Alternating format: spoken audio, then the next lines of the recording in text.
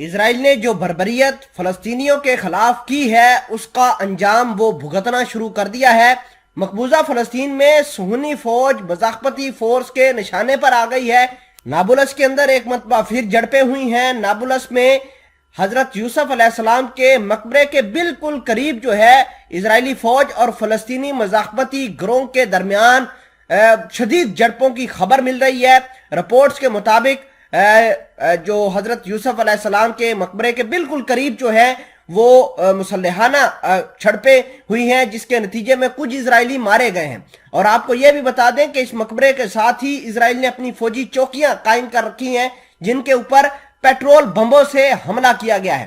ناظرین اکرامی، اسرائیل جو ہے وہ کافی پریشان ہے اس حوالے سے کہ جو مزاحمتی تحریک نیتن یاہو کے اقتدار سنبھالنے کے بعد چلی ہے یہ انپریسیڈنٹڈ سی ہے، یہ گراؤنڈ بریکنگ ہے، اور اسرائیل اس کو کنٹین کرنے کی ناکام کوششیں کر رہا ہے۔ اب یہ کسی وقت بھی غزہ کے اوپر یا پھر ڈرون اٹیک کرے گا یا پھر یہ کسی فضائی بمباری کر کے اپنی جو ہے وہ بھڑاس نکالے گا۔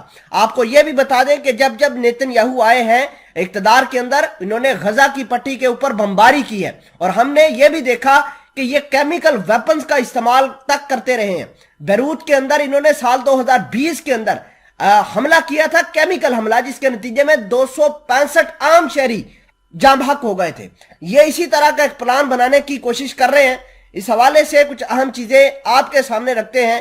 چھوٹی سی گزارش ہے کہ آپ ہمارا یوٹیوب چینل حسنات ٹی وی کو سبسکرائب کر کے پاس موجود گھنٹے کے نشان کو دبا لیں تاکہ لیٹسٹ نیوز آپ تک بر وقت پہنچتی رہے۔ رپورٹس کے مطابق غاصب صہیونی فوجیوں نے آج حضرت یوسف علیہ السلام کے مقبرے کی بے حرمتی کا منصوبہ بنا رکھا تھا، اور صہیونی فوجی انہیں تحفظ فراہم کرنے کی غرض سے وہاں پر تعینات ہے، جبکہ صہیونی فوج کے جاسوس ڈرون طیارے بھی آج صبح سے مسلسل غزہ اور اس کے نوائی علاقوں پر پرواز کر رہے ہیں۔ عینی شاہدین کا یہ کہنا ہے کہ یہ ڈرون اسلحے سے لیس ہے اور نچلی پروازیں کر رہی ہیں۔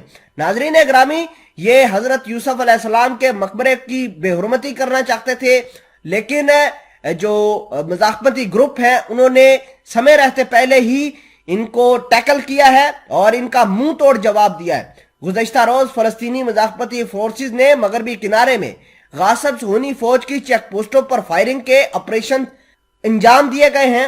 ان حملوں کی تصدیق کرتے ہوئے بتایا گیا تھا کہ یہ حملے میراف، الریحان اور شاقیت کے علاقوں پر جو چیک پوسٹیں قائم کی گئی ہیں وہاں پر کی گئی ہیں۔